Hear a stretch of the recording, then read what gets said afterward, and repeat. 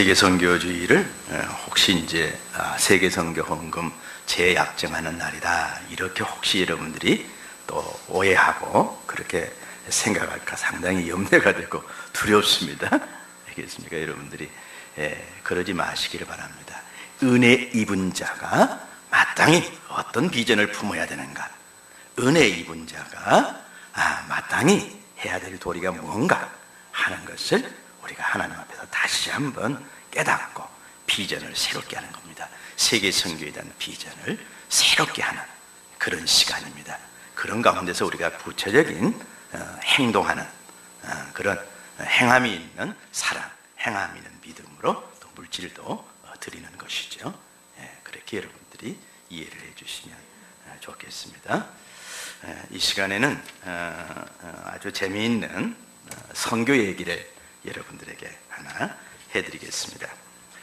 선교의 이해라는 책인데, 이 최정만 교수님은 저의 지도 교수님이었습니다. 제 논문도 지도 교수님이었고 또 이 선교학을 저에게 가르쳐 주신 선생님이셨는데, 이분이 친 책 속에 아주 재미있는 그 세계 선교 얘기가 하나 소개가 되어 있습니다. 의족, 한쪽 왼쪽 다리를 이렇게 교통사고로 잃게 되었는데 그 다리에 의족을 이제 끼었습니다. 의족을 끼고 식인족 부족을 선교하러 갔는데 그 의족으로 어느 선교사님들도 선교하지 못했다. 가면은 다 선교사님들이 그 사람들의 맛있는 밥이 돼서 음식이 돼서 다 잡혀 먹었습니다. 그런 아주 미개한 식인종 부족을 복음화시킨 선교한 선교 얘기입니다. 세계 최고의 명문으로 알려진 미국의 하버드 대학교에서 의학을 전공한 한 청년이 아름다운 배우자를 만나서 꿈같은 교제를 나누고 있었다.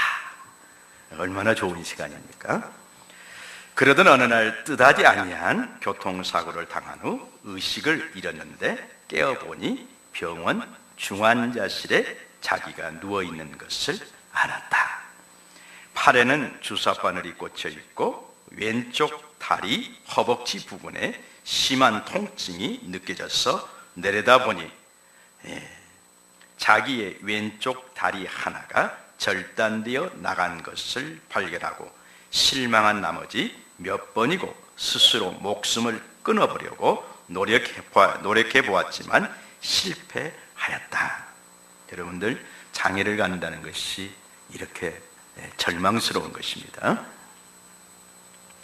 그러던 중 어느 날 일주일에 한 번씩 방문하는 병원 전도자의 전도 설교를 듣게 되었다. 불행 중에도 하나님께 감사하라.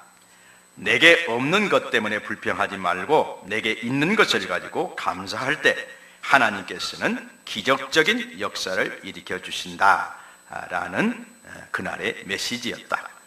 메시지가 귓전에 들리기는 하였으나 생각나서 하나님께 감사의 기도를 드려보았다. 하나님, 나의 두 다리 중 오른쪽 다리 남겨주신 것 감사합니다. 남겨주신 오른쪽 다리 가지고 하나님께 영광을 돌리게 해주세요. 기도를 드렸더니 자기 마음에 이상한 변화가 일어났다는 것이다.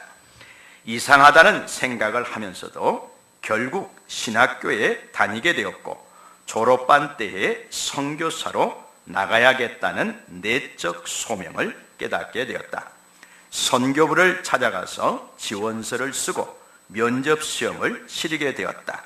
그때 마침 남미 아마존 상류에 있는 식인종 부족에게 수많은 선교사들이 가서 복음을 전해보려고 노력했으나 번번이 식인종들의 식용만 왕성히 돋구어주고 말았다는 소식이 전해진 후이기 때문에 선교단체나 선교에 관심 있는 사람들에게 이 이야기는 화제거리였다. 이 청년도 바로 그 식인종 부족을 자기 선교지로 정한다고 했을 때 이 선교부에서 그것은 도저히 불가능한 목표라고 했다. 그러나 이 청년이 하도 진지하게 또한 간절히 매달리기 때문에 선교부는 하는 수 없이 허락하였다. 선교부 전용 경비행기를 타고 그 식인종에 있는 부락 가까이에 가서 내렸다. 오랜만에 신의 큰 축복으로 하늘에서 맛있는 음식이 내렸다 하여 식인종 부락에서는 축제가 벌어졌다. 몇 가지 축제 의식이 끝나자 추장 이하 건장한 남자들이 창과 광패를 들고 이 선교사를 쫓아왔다. 어느 거리까지 와서 멈춰 서 있는 그들에게 선교사는 왼쪽 의족을 빼서 던졌다. 선교지에 가서 오래 사용할 수 있도록 특수 강철로 특별 제작된 의족인데 추장이 이 장면을 보고 깜짝 놀랐다. 이번 음식은 보통 것이 아니로구나. 자기의 다리를 마음대로 떼어서 던진다는 것은 신에 가까운 능력이 있음이 틀림없다. 이런 생각이 들었던지 추장이 긴장하는 태도다. 한참 생각하고 있던 추장은 드디어 자존심의 손상을 느꼈는지 그래서 그 자존심의 손상을 만회해 보기라도 하듯 그 다리를 집어서 입을 크게 벌리더니 힘있게 꽉 물어 뜯었다. 그런데 다리의 살점으로 알고 물어 뜯었던 추장의 앞니가 모조리 부서져 버렸다. 자존심을 세우기는커녕 망신만 당했다. 그런데 추장의 생각에는 이 음식은 일반 음식이 아니라 하늘에서 내려온 신인지도 모른다. 이런 생각이 들자 추장의 혈색이 갑자기 창백해지면서 와들와들 사시나무 떨듯이 떨면서 그 자리에 꿇어 엎드렸다. 이러한 추장의 모습을 보더니 모든 식인종 부락 사람들이 모두 땅바닥에 바짝 엎드려 와들와들 떨고 있었다. 이때 눈치를 알아채린 선교사가 가까이 접근하여 추장이 떨어뜨려 놓은 그 의족을 집어서 다시 다리에 붙이자 추장과 그 족속들은 더 크게 떨었다. 이러한 분은 보통 신이 아니다. 이 신을 음식으로 착각하고 위협해서 진노하게 했으니 신이 진노하여 자기 왼쪽 다리를 떼어 던지셨고 그것을 잘못 알고 건드려서 추장의 이빨이 모두 부서졌다. 우리의 부족은 이제 이 신의 진노 아래 다 멸망하게 되었으니 큰일도 보통 큰일이 아니다. 이렇게 생각한 추장은 부하들을 명해서 이 신을 달랠 수 있는 맛있는 음식으로 제사상을 한 상 속히 차려오게 하였다. 그 제사상 위에는 이전에 먹다가 가장 맛있는 음식이라고 보관해 놓은 사람의 두개골과 넓적다리를 올려놓았다. 선교사는 눈치를 알아차리고 속히 그것을 갖다 땅에 묻게 하고 그들을 한자리에 모아서 손짓 발짓으로 나는 신이 아니고 너희들이 두려워 떠는 신의 사자이다. 너희들이 나를 따라 그 신에게 경배하고 그 신의 말씀을 배워 깨닫고 그 신을 섬기지 아니하면 너희들은 그 신의 진노 안에서 멸망당한다는 메시지를 대충 그들에게 가르쳐서 그 식인종 부족이 예수를 믿고 성도가 되었다. 이런 아주 심각한 것이지만 아주 재미있는 식인종 부락 사람들을 선교한 실제 있었던 선교 얘기입니다. 올해도 인도에서는 3개국 연합 수양회가 이루어질 것입니다. 인도에 있는 우리 동역자들, 현지인 동역자들과 성도들이 참석하고 또 인도네시아에서도 작년보다 훨씬 많은 우리 인도네시아 성도들이 또 사역자들이 인도 여름 수양에 아마 참석할 겁니다. 여러분들이 우리 한국에서도 장원하셔서 준비하시고 장원하셔서 7월에 있는 인도 수양회에 같이 갈 수 있으면 좋겠습니다. 그리고 8월에는 또 인도네시아에서 인도네시아 세계교회가 있는데 세계교회가 자카르타에서 이번에는 작년에는 족자카르타에서 옛날에 지진이 일어났던 그 족자카르타에서 수양회를 했는데 이번에는 올해는 자카르타에서 수양회를 하기로 했습니다. 그래서 세계교회가 연합해서 하는 수양회가 있습니다. 그 인도네시아를 또 선교여행하기를 원하시는 분들은 또 거기에 가는 우리 사역자분들이 있으니까 여러분들이 신청해서 지금부터 준비하시면 잘 준비가 충분히 준비하셔서 갈 수 있을 것으로 생각이 됩니다. 올해도 여러분들이 선교지에 가셔서 선교지 성도들하고 좋은 교제를 나누고 오셨으면 좋겠습니다. 영어를 못해도 되고 또 우리 인도네시아어를 못해도 됩니다. 또 힌디어를 못해도 됩니다. 여러분들이 준비하고 가시면 다 하나님이 알아서 다 소통하게 하시고 또 여러분들이 지금 옆에 있는 우리 한국 성도님들이 우리 교회 식구구나, 우리 성도구나 그냥 그렇게 느껴지죠. 그런데 선교제에 가도 똑같이 느껴져요. 우리 이 인도 성도들이 우리 성도구나, 내 성도구나 그냥 똑같이 이렇게 유대감이 똑같이 돼요. 그러니까 여러분들이 한 식구라는 마음이 딱 들어요. 조금도 부담 갖지 마시고 갔다 오시면 좋겠습니다. 오늘은 이방의 빛으로 땅끝까지 이르라. 이방의 빛으로 땅끝까지 이르라 라는 제목으로 말씀의 은혜를 같이 나누고자 합니다. 자, 오늘 한번 우리 같이 제목을 한번 다시 한번 읽어볼까요? 시작. 이방의 빛으로 땅끝까지 이르라. 다시 한번 해볼까요? 시작. 이방의 빛으로 땅끝까지 이르라. 아멘. 아멘.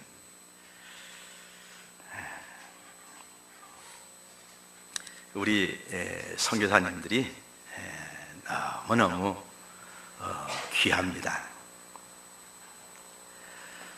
우리 인도네시아 선교지에서 우리 한 사역자분이 경험한 얘기인데 우리 인도네시아의 사역이 처음 시작할 때도 이 인도네시아 국립대학에 있는 그 우이 대학이라고 그럽니다. 우리 서울대학과 같은 그런 국립대학이 자카르타 그 근교에 있습니다. 그 근교에 우리 선교센터를 얻어놓고 그곳에서 가까운 빈민촌을 방문해서 공부할 수 없는 아이들을 모아서 공부하는 그런 일부터 시작을 했습니다. 그리고 캠퍼스에 나가서 그런 일을 같이 할 수 있는 그런 대학생들을 이렇게 모집을 해서 이제 그런 대학생들과 같이 아이들을 빈민촌에서 가르치는 그런 식으로 이 인도네시아 선교 사역이 시작이 되었습니다. 우리 마리아 선교사님이 에스더 선교사님하고 우리 안나 선교사님을 데리고 이제 그런 사역을 시작하신 것이죠. 이렇게 이제 그런 빈민촌의 아이들을 공부시키는 그런 사역이 어느 정도 정착이 돼가면서 이제 우리 선교지가 어디로 확장이 돼갔냐 그러면은 쓰레기 하치장이 있는 아주 이 광활한 쓰레기장입니다. 우리 서울의 난지도 아마 그런 이 곳일 것으로 생각이 돼요. 내가 서울의 난지도를 한 번도 안 가봤기 때문에 그런데 아주 그 도시 외곽에 엄청난 넓이에 우리 전남대학보다도 더 큰 그런 부지에 쓰레기만이 이렇게 잔뜩 쌓여 있는 그런 쓰레기 하치장이 있었습니다. 그곳에 가면은 아주 4살이나 5살 되는 아이들이 등에다가 이런 바구니, 그 아이들보다도 아마 3배, 4배나 큰 그런 바구니를 등에다 짊어지고 거기에서 그 쓰레기장에서 쓸만한 것들, 잘 이렇게 씻어서 팔 수 있는 것들, 이런 것들을 거기다 이렇게 주워 담는 것입니다. 주워 담으면서 아이들이 살아가는 겁니다. 근데 그렇게 해서 이 하루 그 번 돈이 얼마나 되냐? 그러면 가족들이 하루 한 끼 먹을 정도의 돈벌이밖에 안 됩니다. 돈벌이밖에 안 됩니다. 그러니까 기가 막히지요. 그런 아이들이 어디에 가 있어야 됩니까? 유치원에, 어린이, 우리나라 한국적인 상황이면 어린이집에 가 있어야 되고 유치원에 가 있어야 됩니다. 그리고 초등학교, 학교에 가 있어야 됩니다, 아이들이. 그런데 그 아이들이 그 하치장에서 그 쓰레기 더미 뒤지면서 그렇게 살고 있는 것입니다. 정말 제가 그곳에 갔을 때 얼마나 가슴이 아픈지, 그 아이들을 볼 때 얼마나 가슴이 아픈지. 우리 한국에 있는 한 사역자분도 그곳 찌끄팅이라는 그런 쓰레기 하치장을 갔는데, 마치 그때가 비가 많이 와가지고 흙탕물이 완전히 흙탕물이 되어 있는 그런 때였습니다. 그런데 그 흙탕물을 이제 넘어서서, 그걸 이제 건너서 그 아이들이 있는 곳으로 가야 되는데, 그 눈에 보이는 그 하치장의 모습, 그리고 거기서 생활하는 사람들의 모습이 너무나 비참하게 느껴졌습니다. 그래서 마음을 많이 아파하고 있는데, 그때 하나님께서 우리 그 사역자분에게 한 가지 굉장한 장면을 보여주셨습니다. 갑자기 그분 앞에, 이건 하나님의 계시죠, 성령의 계시죠, 황금길, 하늘로 올라가는 황금길이 보이는 거예요. 황금길이, 하늘로 올라가는 황금길이 보이는 것입니다. 그 황금길을 보면서 이 사역자분이 그걸 깨닫습니다. 아, 내가 저 흙탕물 속을, 이제 흙탕물을 빠져서 저 아이들에게 다가가는, 저 아이들을 사랑하는, 저 아이들을 사랑함으로 저 아이들을 돌보는 이 선교가 바로 천국으로 가는 황금길이구나. 황금길이구나. 그것을 그분이 깨달은 것입니다. 황금길이구나 하는 것을 깨닫습니다. 그 황금길을 가기 위해서 우리가 이 땅에서 치러야 될 대가가 있는데, 그 대가가 바로 저 아이들의 자리로 낮아지고 저 아이들의 가운데로 가야 되는 그 길이다.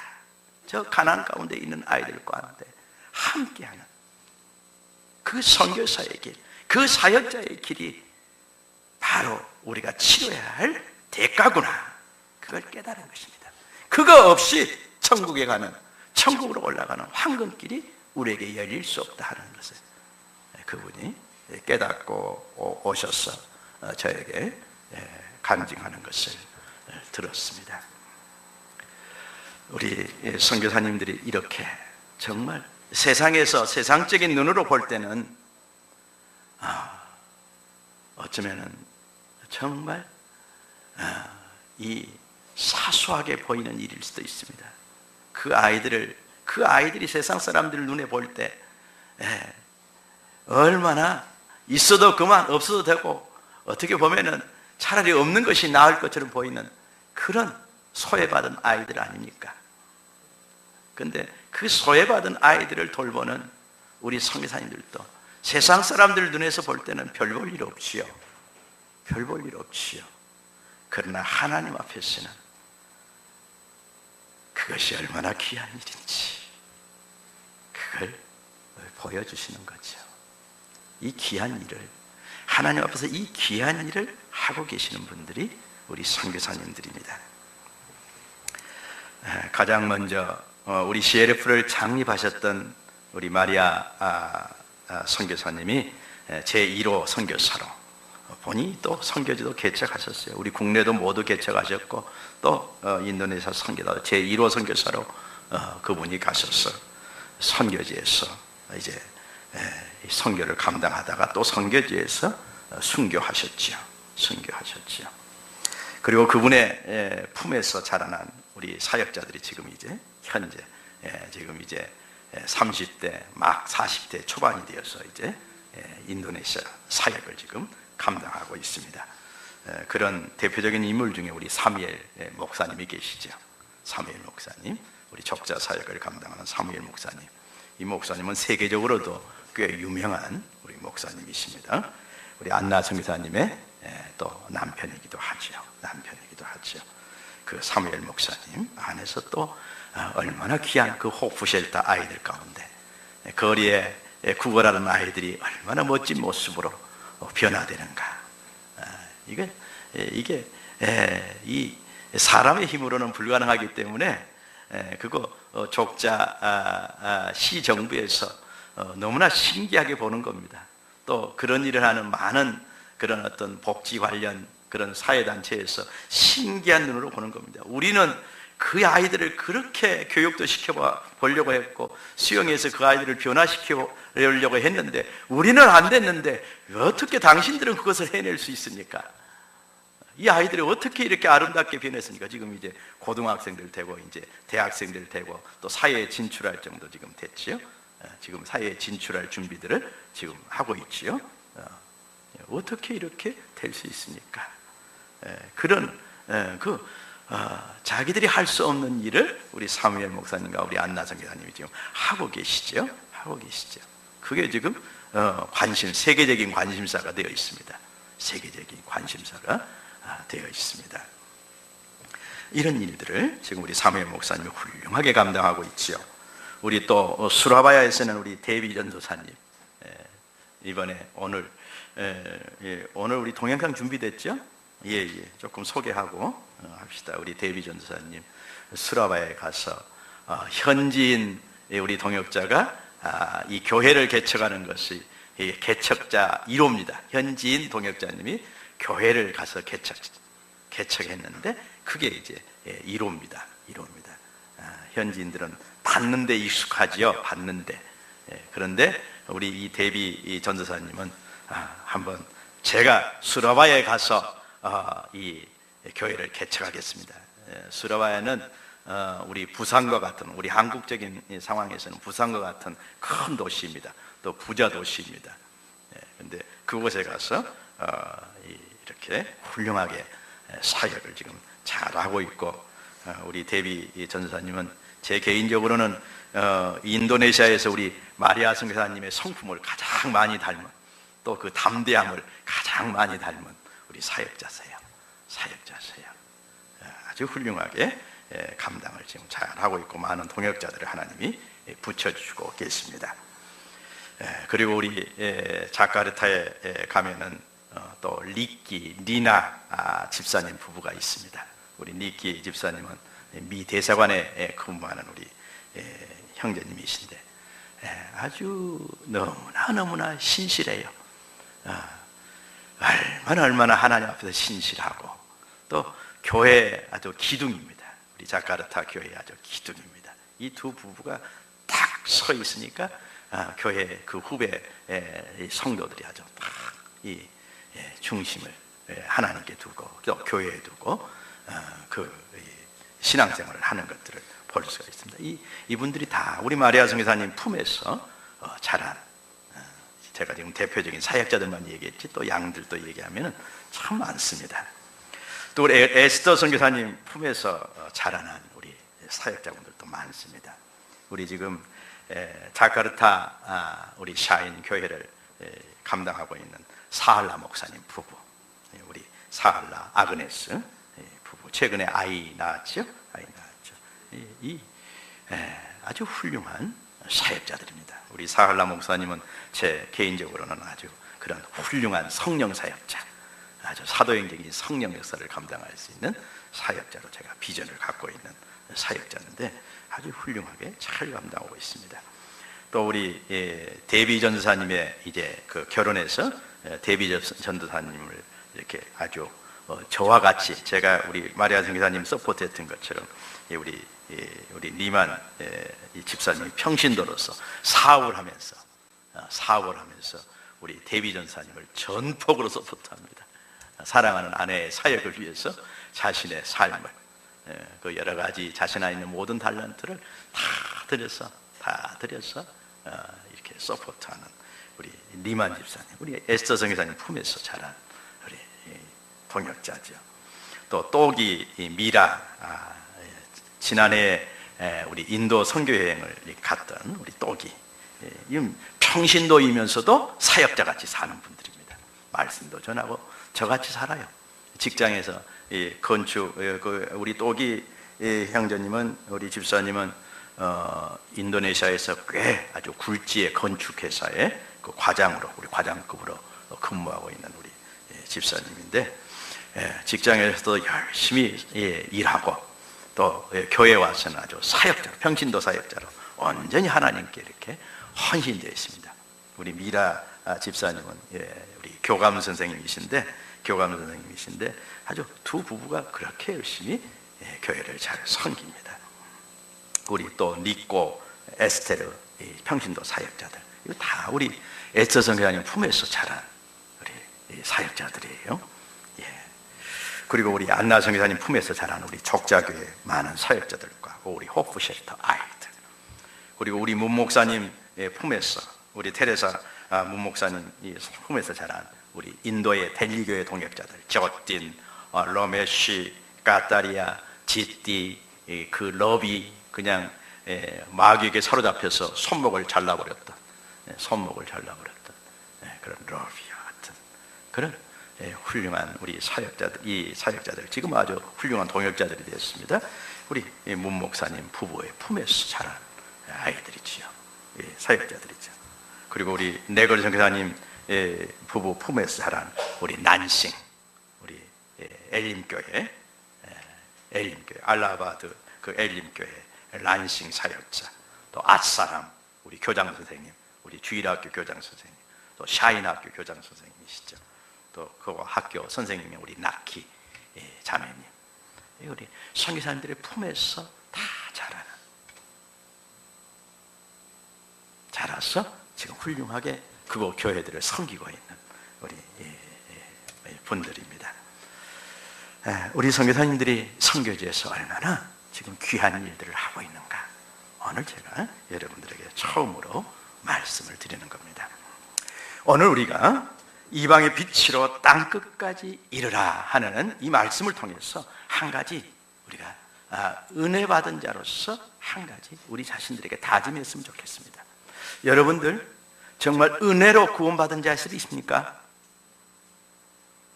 다시 한번 질문할게요. 한번 우리 확인합시다.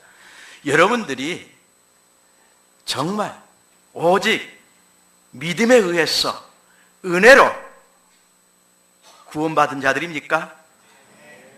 예, 우리 은혜 받은 자들이 반드시 오늘 선교사가 어떤 존재인가 하는 것에 대해서 한번 우리가 분명히 알아야 됩니다. 그래서 오늘 우리가 선교사의 존재에 대해서, 선교사의 정체성에 대해서 분명하게 오늘 말씀을 통해서 새롭게 하는 그런 시간이 되기를 바랍니다. 선교사란 어떤 존재일까? 선교사란 어떤 존재일까?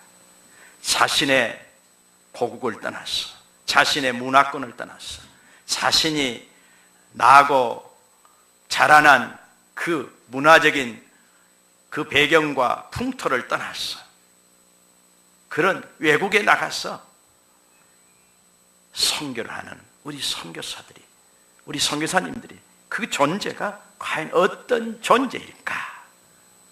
이걸 우리가 한번 생각해 봤으면 좋겠습니다. 하나님 앞에서 그분들이 어떤 존재일까? 그리고 영적인 나라인, 이 땅의 영적인 나라인, 하나님의 나라인 우리 교회 안에서, 우리 성도들 가운데서 선교사님들이 어떤 존재일까? 한번 우리가 질문하는 마음으로 오늘 메시지를 같이 나눴으면 좋겠습니다. 세 가지로 선교사의 정체성을 살펴보고자 합니다.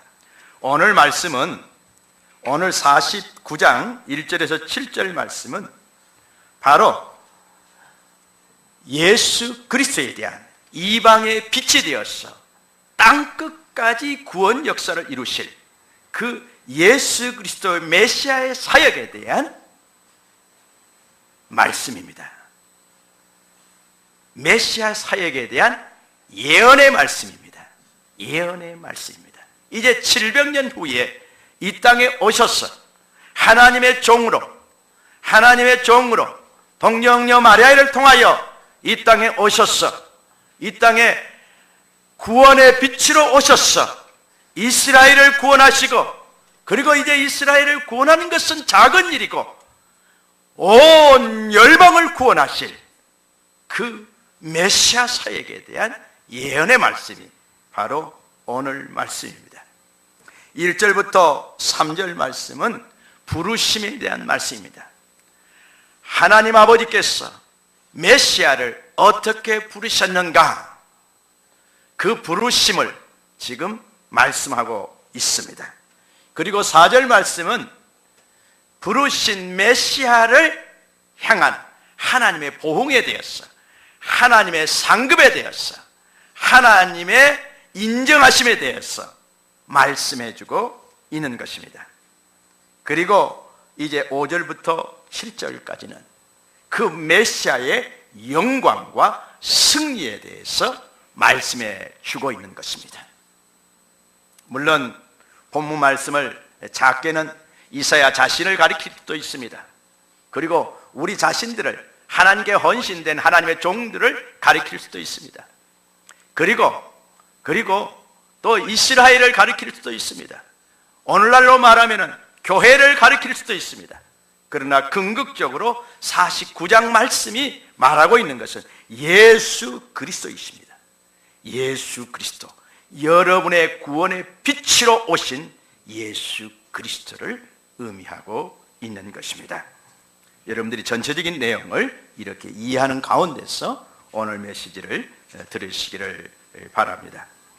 오늘 말씀은 그래서 아주 원대한 세계선교 비전이 담겨 있는 말씀입니다. 원대한 이방의 빛으로 유대 땅에 오셔서 유대인들을 하나님께로 돌이키는 것은 작은 일이고, 이제 그 복음이 온 열방 가운데 퍼져서 온 열방을 하나님께로 돌이키는 그 세계 선교의 비전을 담고 있는 말씀이 바로 오늘 말씀인 것입니다. 선교사의 정체성을 오늘 말씀을 통하여 세 가지로 살펴보겠습니다. 첫 번째 선교사의 정체성은 의의 병기입니다. 의의 병기입니다. 2절 말씀에 나와 있습니다. 내 입을 날카로운 칼같이 만드시고 나를 그의 손 그늘에 숨기시며 나를 갈고 닦은 화살로 만드사 그의 화살통에 감추시고 그랬습니다. 하나님께서는 메시아 되신 예수 그리스도를 날카로운 칼같이 준비하셨습니다. 갈고 닦은 화살처럼 준비하셨습니다. 이 말이 무엇을 의미하느냐? 바로 말씀의 권능을 예수 그리스도에게 부으셨다는 얘기입니다. 말씀의 권능을 부으셨다는 얘기입니다. 날카로운 칼 같은 권능의 말씀을 부으셨다는 얘기입니다. 그래서 그 말씀에 날카로운 칼 같은 말씀을 받을 때 어떤 자는 구원을 받기도 하고 어떤 자들은 그 날카로운 칼 밑에 심판을 받기도 했던 것입니다. 구원과 심판을 가르는 바로 그 나리선 성령의 검인, 그런 말씀의 권능이 메시아의 대신 예수 그리스도의 입에 부어 주었던 것입니다. 갈고 닦은 화살도 마찬가지입니다. 바로 이 구원의 화살이 되기도 하고 심판의 화살이 되기도 했습니다. 그래서 이 화살이 사랑의 화살이 되어서 우리의 가슴을 관통할 때 우리는 구원의 빛 대신 예수 그리스도의 사랑을 심장으로 만나는 것입니다. 심장으로 만나는 것입니다. 여러분들 중에는 그런 경험을 이미 하는 사람들이 있습니다. 예수 그리스도의 사랑이, 그 사랑의 화살이 여러분의 심장을 관통하고 들어온 그런 경험들을 가진 사람들이 있을 것입니다. 그것은 구원의 화살입니다. 구원의 화살입니다. 저에게도 예수 그리스도의 진리의 빛은 구원의 화살이 되어서 제 가슴을 관통했습니다. 칠흑같이 어두운 그런 터널 같은 그런 마음의 어둠 속에서 방황할 때 요한복음 1장 4절 말씀, 그 안에 생명이 있었으니 이 생명은 사람들의 빛이야 하는 그분의 입에서 나오는 이 말씀의 권능이 화살이 되어서 제 가슴을, 제 심장을 관통하고 지나갔습니다. 그럴 때 제 앞에는 구원의 빛이 되시는, 진리의 빛이 되시는, 너의 생명의 의미와 생명의 목적이 되는 바로 예수 그리스도의 그 빛이 저 앞에서 제 가슴으로 비춰왔던 것입니다.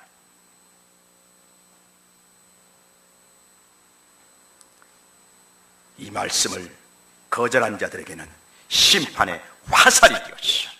핑계치 못하고 변명치 못하고 부끄럽고 수치스럽게 지옥불에 던져지는 것입니다. 지옥불에 던져지는 것입니다. 그분의 입에 하나님께서는 이런 날카로운 칼과 같고 갈고 닦인 화살과 같은 말씀의 권능을 주셨어. 사도들을 세우시고 수많은 목자 없이 유리방황하는 영혼들을 구원의 길로 인도하셨던 것입니다. 그런데 하나님은 이제 우리 선교사님들을 이와 같이 세우셨어. 날카로운 칼로, 이제 칼과 같은 그런 말씀의 권능을 우리 선교사님들에게 주셨어. 갈고 닦은 화살과 같은 그런 말씀의 권능을 우리 선교사님들에게 주셨어. 의의 병기로 선교지에서 헌신되도록 하신 것입니다. 로마서 6장 13절 말씀입니다. 로마서 6장 13절 말씀은 또한 너희 지체를 불의의 무기로 죄에게 내주지 말고 오직 너희 자신을 죽은 자 가운데서 다시 살아난 자 같이 하나님께 드리며 너희 지체를 의의 무기로 하나님께 드려라. 너희 지체를 의의 무기로 하나님께 드려라. 바로 선교사님들의 정체성이 여기에 있는 것입니다. 하나님의 손에, 성령의 손에 의의 무기로, 의의 무기로 주어진 의의 무기로 하나님께 속한 예수 그리스도의 손에 딱 달라붙은 의의 병기인 것입니다.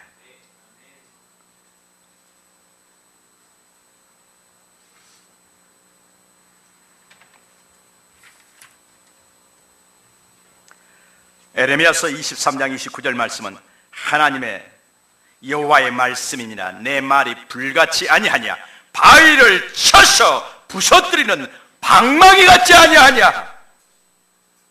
여러분들 가운데 하나님의 말씀이 임할 때 여러분들의 그 마음속에 있는 불신의 바위돌들이 바로 깨뜨려지는 것입니다. 그리고 하나님의 말씀 앞에 죄인입니다 하고 무릎을 꿇는 것입니다.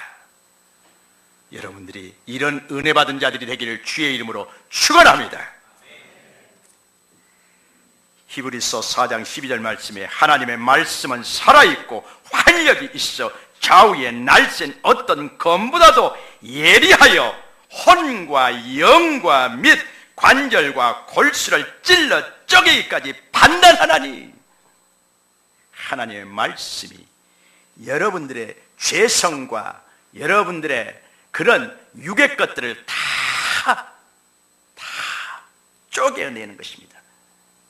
그리고 그것들을 성령의 불로 소멸해 주시고, 그리고 여러분의 영을 살려주시는 것입니다. 하나님의 말씀이 임할 때 육의 생각과 영의 생각이 확연해지고, 그리고 육의 생각을 하고 있는, 그리고 육의 생각을 붙들고 있는 여러분이 회개할 수가 있는 것입니다. 그리고 영의 생각을 붙들고 성령을 쫓아, 성령으로 여러분의 육의 행실을 죽이고 성령을 쫓아 행할 수가 있는 것입니다.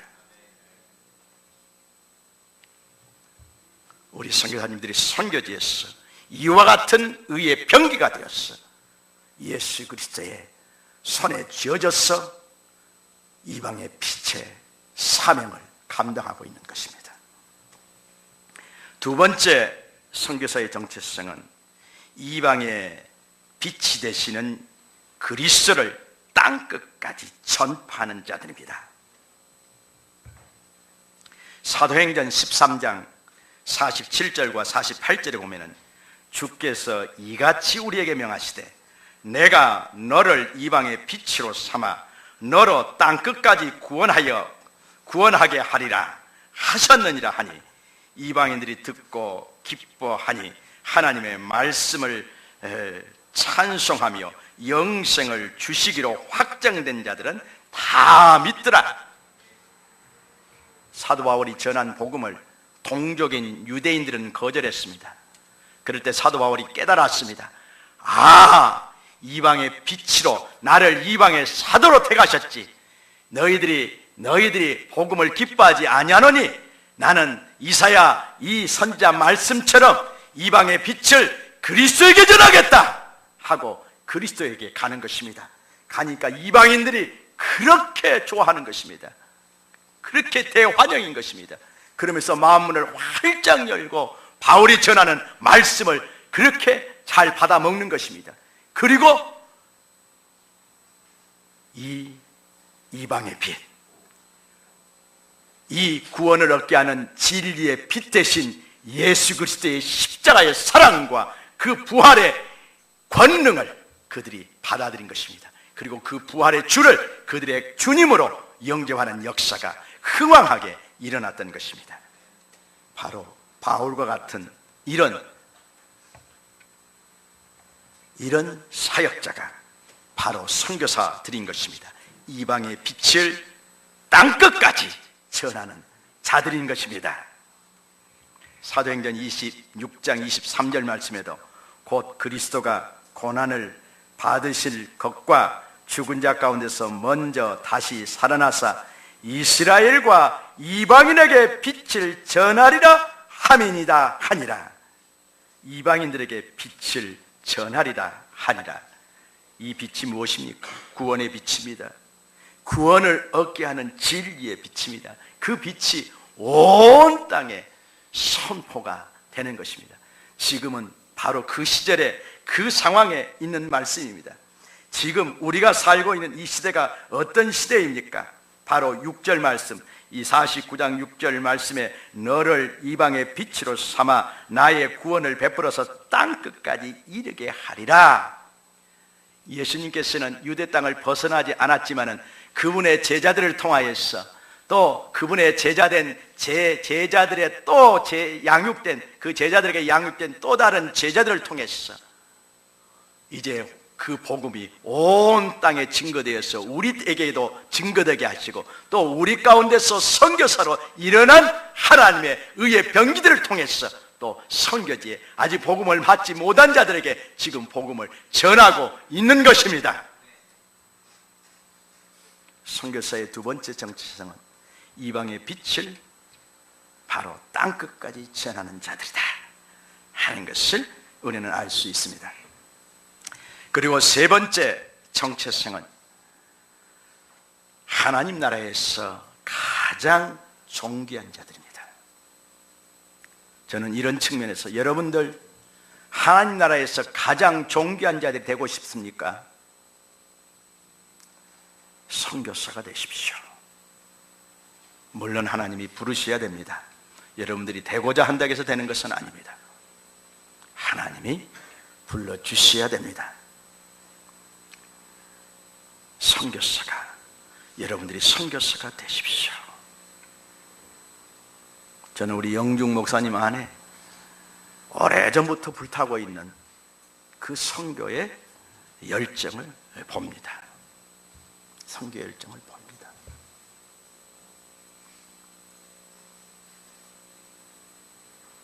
그 선교사로서의 삶에 대한 그런 비전과 열정을 봅니다.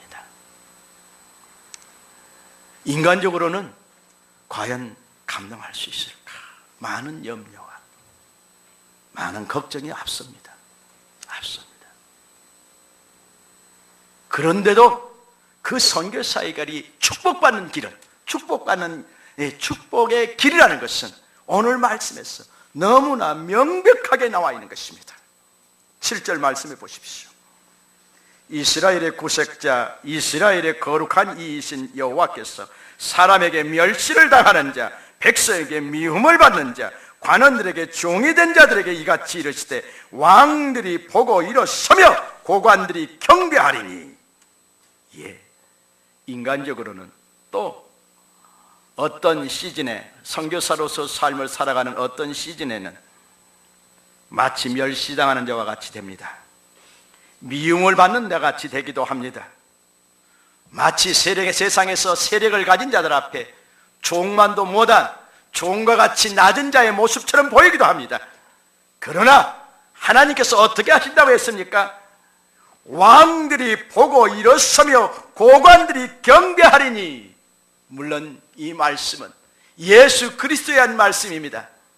예수 그리스도가 십자가의 죽으심으로 세상 사람들은, 세상 권세자들은, 종교 지도자들과 세상 권세자들은 이제 다 끝났다.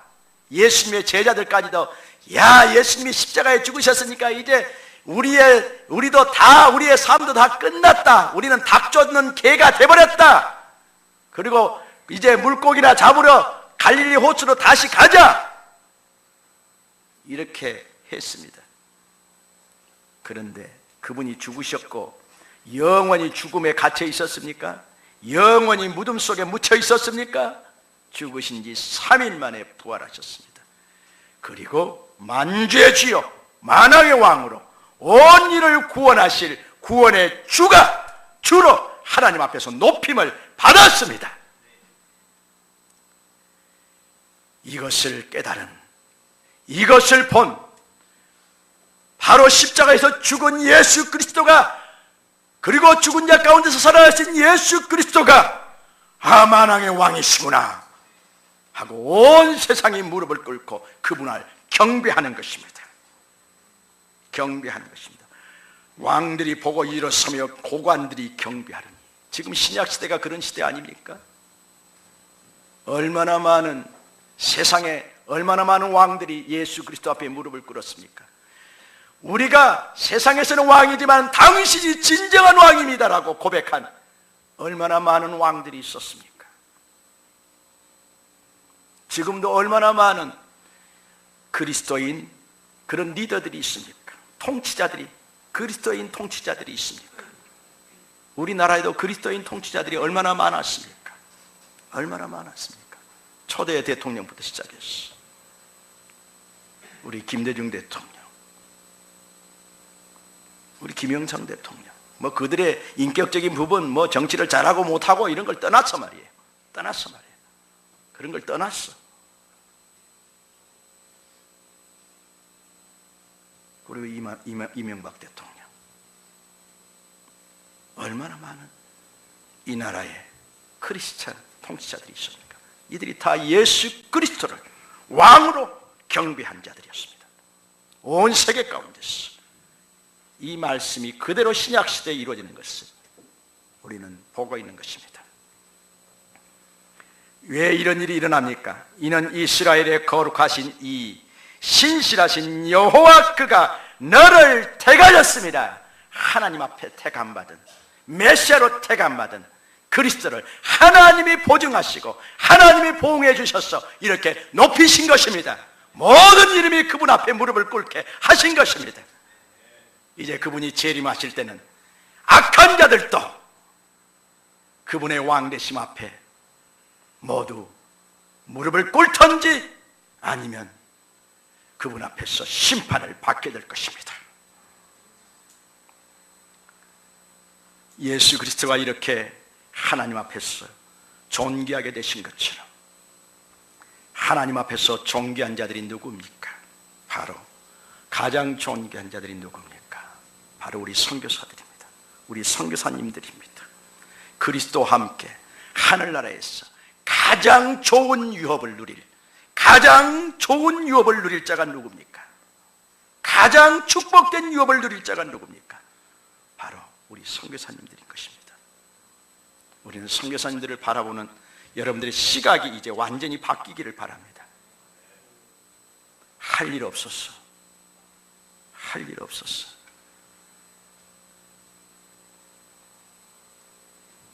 세상에서 실패자가 되었어. 어쩌다가 그리스도 만났어. 그렇게 됐네? 그렇게 생각하지 마십시오.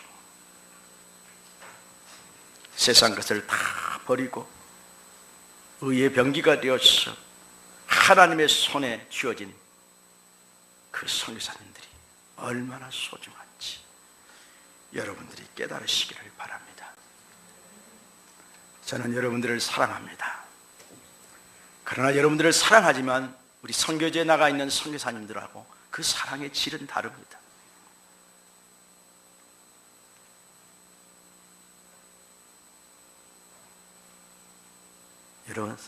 여러분들, 여러분의 생명을 나눌 자가 이 땅에서 누가 있습니까?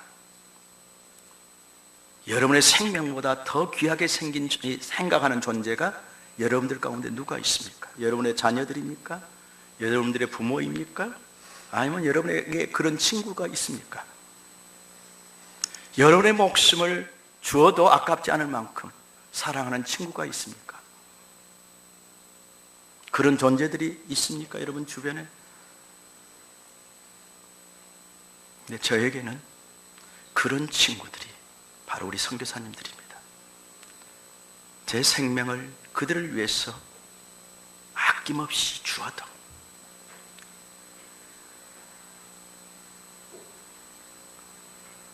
부족할 만큼 사랑스러운 존재들이 바로 그들입니다.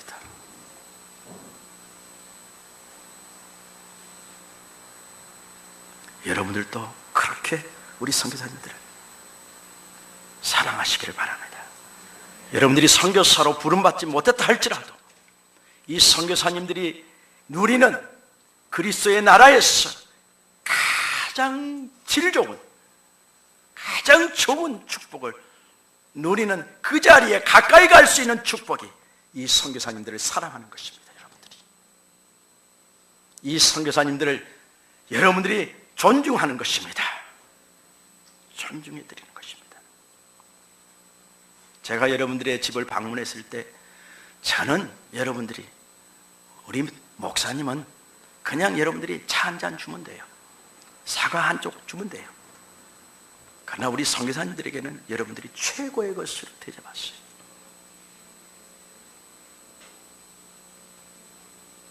저는 너무 많이 먹고 칼로리가 너무 높아서 문제성인 사람이니까 내가 우리 집에서도 풀만 먹고 아침 저녁으로 생식 조금 35g 생식 다 먹고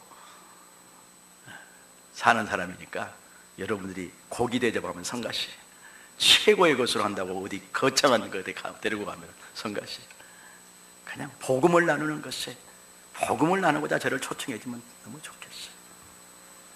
하나님의 사랑을 나누고자 그냥 그 영적인 것을 나누고자 초청해 주면 저에게는 그것이 가장 저를 사랑하는 방법입니다. 우리 선교사님들은 혹시 국내에 들어와서 여러분 집에 하룻밤을 머문다 할 때 가장 좋은 침대에서 가장 좋은 이불을 덮고 가장 좋은 음식을 대접받고 그렇게 가도록 해주세요.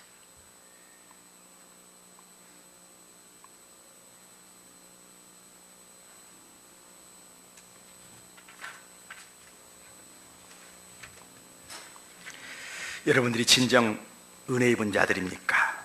다시 한번 묻겠습니다. 여러분들이 예수 그리스도의 생명값으로 세상의 그 무엇으로도 비교할 수 없는 그 생명으로 구원받은 은혜 입은 자들입니까? 그러면 그 생명의 은혜를 입은 자들이 비록 선교지에는 가지 못할지라도, 선교사로 나가지는 못한다 할지라도 감당해야 할 도리가 있습니다. 바로 그 선교사님들과 그 선교사님들의 사역을 여러분의 가슴에 품어주십시오. 그리고 중보해 주십시오. 중보해 주십시오. 얼마나 중보가 필요한지 모릅니다. 선교지 현장은 악한 영과의 아주 치열한 전쟁터입니다. 치열한 전쟁터입니다. 얼마나 악한 영들이 눈에 보일 정도로 역사를 하는 곳이 바로 그곳입니다. 조금만 망심하면 악한 영의 공격을 받았어. 우리 선교사님들이 병들기도 하고 수많은 위험 가운데 놓일 수밖에 없습니다. 그리고 사역이 방해를 받을 수밖에 없습니다.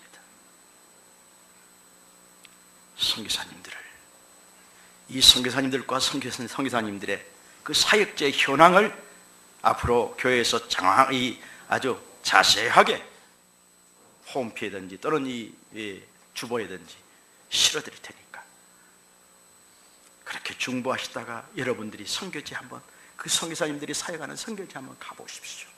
그러면 여러분들에게 그것은 또 다른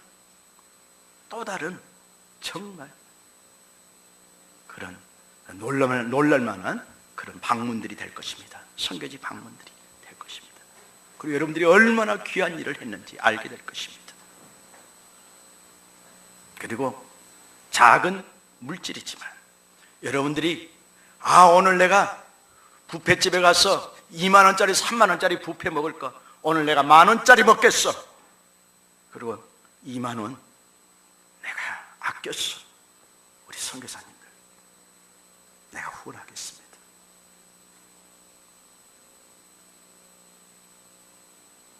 내가 몇십만 원짜리 옷 사는데 내가 10만 원 낮춰서 내가 옷 입고 그 10만 원 나 우리 선교사님들 위해서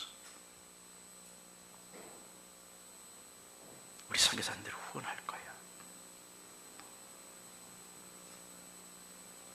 그렇게 여러분들이 사랑해 주시기를 바랍니다.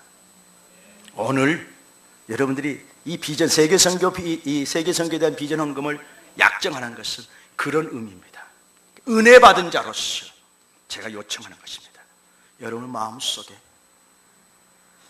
그런 감동이 안 오는, 은혜가 안 오는, 나는 예수 그리스도의 생명값으로 구원받은 은혜가 별로 그렇게 그래요, 뭐 당연한 것이 아니에요.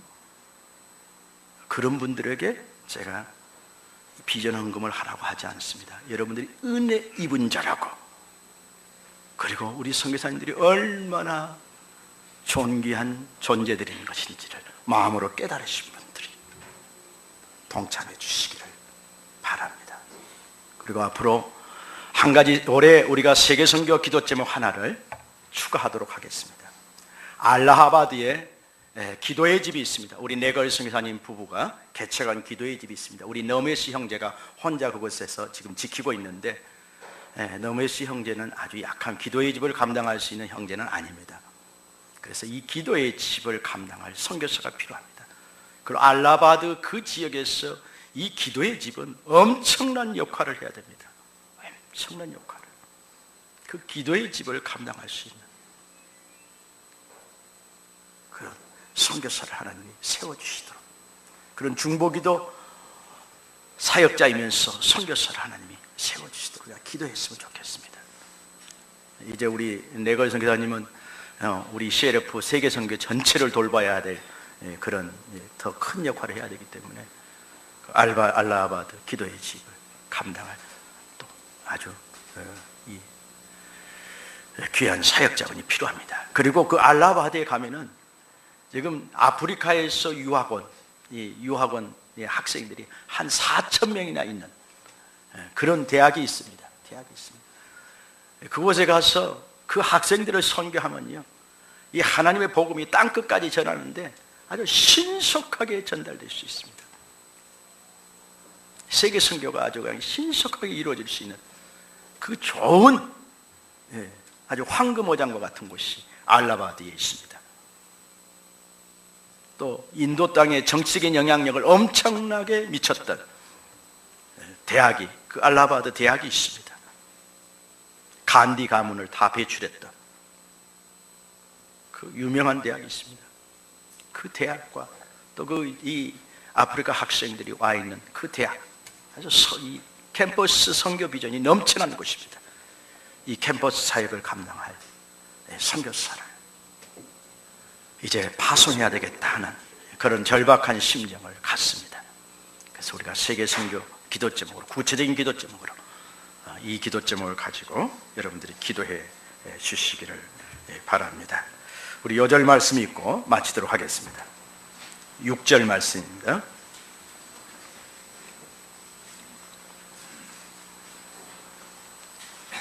시작. 그가 이르시되 얘가 나의 종이 되어 야곱의 지파들을 일으키며 이스라엘 중에 보존된 자들을 돌아오게 할 것은 매우 쉬운 일이라. 내가 또 너를 이방의 빛으로 삼아 나의 구원을 베풀어서 땅끝까지 이르게 하리라. 아멘. 자, 동영상 좀 틀어주십시오.